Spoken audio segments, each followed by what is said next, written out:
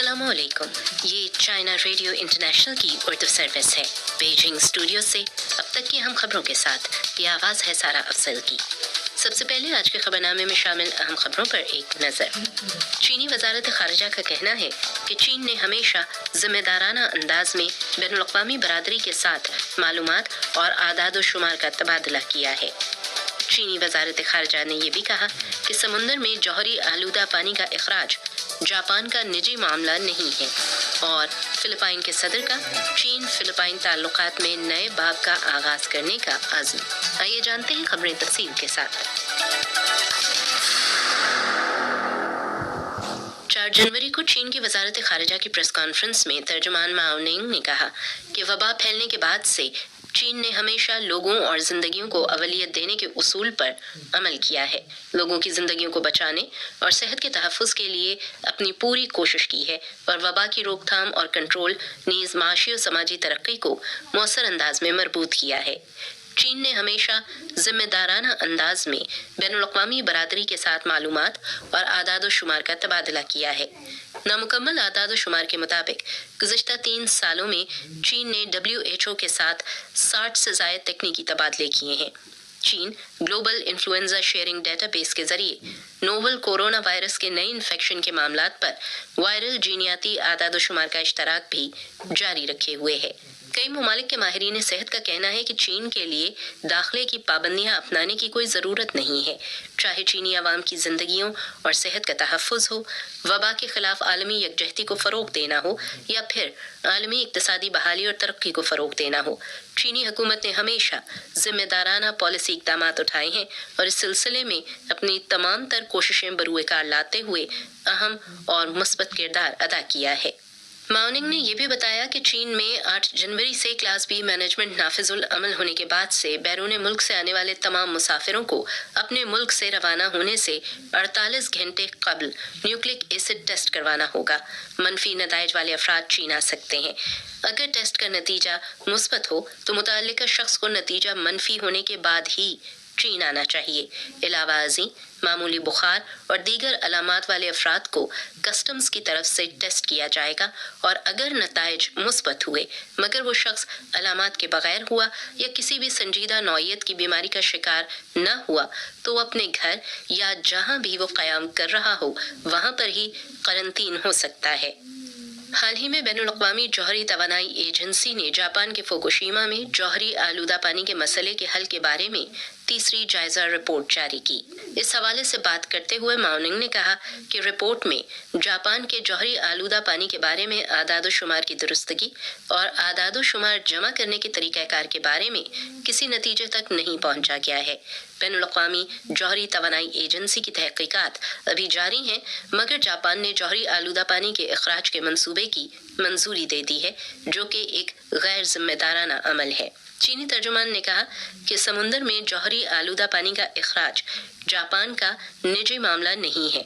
Japan पर एक मरतबा फिर जोर दिया जाता है कि वो आलमी बरादरी के जायज़ मुतालबे को अहमियत देते हुए हमसाया ममालिक, जज़ायर बहरुल काहिल के ममालिक और मुताल्लिका आलमी तंजीमों के साथ सलाह मशवरा करे और शफ़ाफ, साइंसी और महफूज अंदाज में जौहरी आलूदा पानी के मसले को हल करे।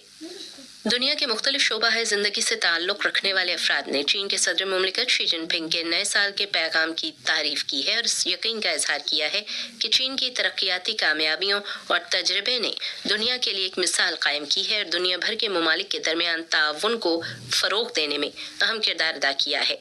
एशिया और ब्रिक्स के लिए जनूबी अफ्रीका के खुसूसी एलची स्क्रॉल ने कहा कि चीन अब भी दुनिया की दूसरी बड़ी मईशत है। मुश्किलात के बावजूद 2022 में चीन की तरक्की अक्सर तरक्की याफ्ता ममालिक से बहुत आगे रही है।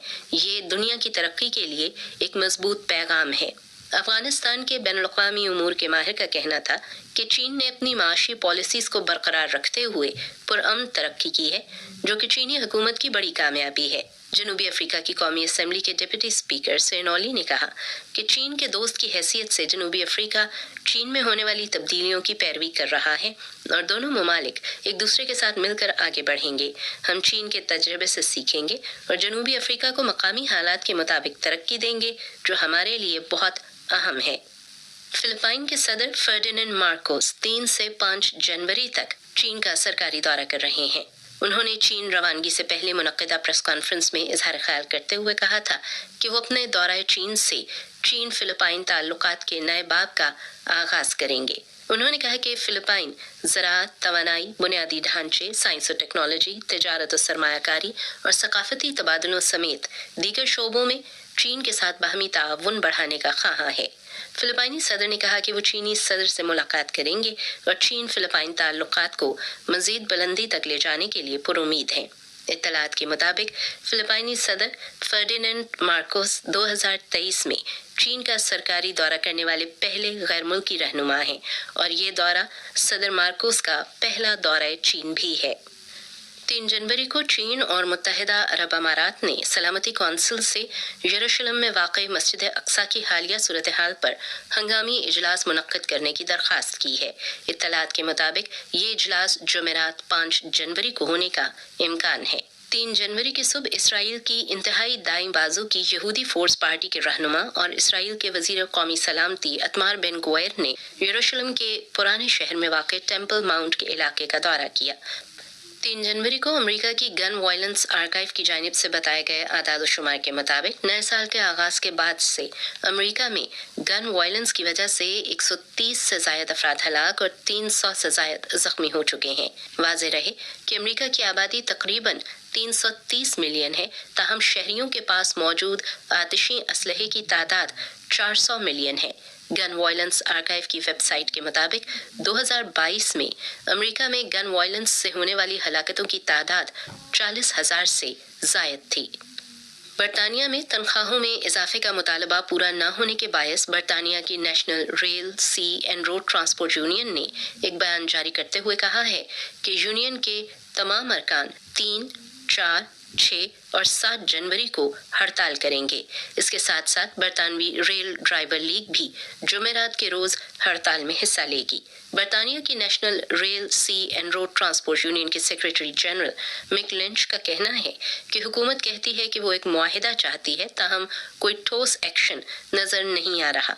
खदशा है कि मौजूदा हड़ताल के बायस लाखों अफराद की आमद और रफ्त मुतासर होगी और बरतानिया में रेल का निज़ाम मफलूज होकर रह जाएगा। दूसरी तरफ मुसाफिरों की अक्सरियत ने हड़ताल करने वालों से यकजहती का इजहार करते हुए कहा है कि बरतानिया बेहद बुरी माशी हालत का शिकार है। 1 जनवरी को मॉरिशस के वजीर आज़म प्रमोद कुमार जगन्नाथ ने ऐलान किया कि इनके मुल्क और बरतानिया के दरमियान जज़ायर चाकोस के इक़्तिदार आला के हवाले से मुज़ाकरात शुरू हो गए हैं। आलमी बरादरी तवक्को रखती है कि जज़ायर चाकोस के मसले के हल के बाद बरतानिया अर्जेंटीना के साथ जज़ायर मालविनास के मसले के हल के लिए मुज़ाकरात जल्द अज जल्द बहाल करेगा। चाहे जज़ायर चागोस हो या मालविनास, दोनों की तारीख वाज़ेह है और दोनों जज़ायर पर बरतानिया का नौ आबादियाती कब्जा था। मई 2019 में अक़वाम मुत्तहिदा की जनरल असेंबली ने भारी अक्सरियत से करारदाद की मंजूरी देते हुए बरतानिया से मुतालबा किया था कि वो जज़ायर चागोस को वापस मॉरिशस के हवाले करते और फिर जनवरी 2021 में समुद्र के कानून के हवाले से बैनुल अक़वामी अदालत ने फैसला सुनाते हुए जज़ायर चागोस पर बरतानवी कब्जे को गैर कानूनी करार दिया था, जबकि जज़ायर मालविनास के हवाले से अक़वाम मुत्तहिदा की मुतअल्लिक़ा करारदाद भी वाज़ेह है। अक़वाम मुत्तहिदा की खुसूसी कमेटी बराए नौ आबादियात ने 30 दफ़ा करारदाद जारी की कि बरतानवी हुकूमत अर्जेंटीना की हुकूमत के साथ इस मसले पर मुज़ाकरात करे। नौ आबादियाती दौर बनी नौ इंसान की तारीख में एक ज़ख्म के मुतरातिफ है और जज़ायर मालविनास के मसले पर आलमी बरादरी की अर्जेंटीना के लिए हिमायत मुसलसल जारी है। लातीनी अमरीका और बहरीन कैरेबियन के इलाके के तमाम ममालिक ने इस मसले पर अर्जेंटीना की हिमायत का इजहार किया है। कतर फीफा वर्ल्ड कप के दौरान अर्जेंटीना की फतह का जश्न मनाने की एक वीडियो सोशल मीडिया पर बहुत मशहूर हुई, जो कि बहुत मुतासिर कुन है। इस वीडियो में एक गीत गाया जा रहा था कि अर्जेंटीना जज़ायर मालविनास को नहीं भूलेगा। 21वीं सदी में नौआबादियात की कोई गुंजाइश नहीं रही और आलमी बरादरी तवक्को रखती है कि बरतानिया जज़ायर चागोस के मसले के हल के बाद जज़ायर मालविनास को जल्द अज जल्द मुज़ाकरात के जरिए वापस अर्जेंटीना के हवाले कर देगा। चाइना रेडियो इंटरनेशनल की उर्दू सर्विस के बीजिंग स्टूडियो से अब तक की अहम खबरें आपने सुनी सारा अफजल की आवाज़ में।